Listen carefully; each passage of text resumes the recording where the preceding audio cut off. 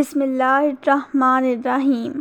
حضرت خولہ بنت ثعلبہ تاریخ اسلام کی ایک عظیم صحابیہ ہیں۔ ان کی فریاد آسمانوں پر سنی گئی اور اللہ تعالیٰ نے ان کے حق میں قرآن پاک کی آیات نازل کیں۔ ایک مرتبہ عہد فاروقی میں حضرت عمر فاروق رضی اللہ تعالیٰ عنہ چند لوگوں کے ساتھ کہیں جا رہے تھے کہ ایک عورت اپنے ہاتھ میں لاٹھی لیے راستہ ڈھونڈ رہی تھی۔ وہ زمانے کی مصیبتوں کی ماری ہوئی تھی۔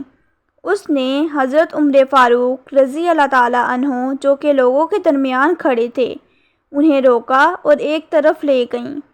حضرت عمر فاروق رضی اللہ تعالیٰ عنہ ان کے قریب ہوئے اور ان کے کندھے پر ہاتھ رکھا اور اپنے کان ان کی طرف لگائے۔ آپ کافی دیر تک ان کی نصیحتیں سنتے رہے جب تک کہ ان کی نصیحتیں مکمل نہ ہوئیں۔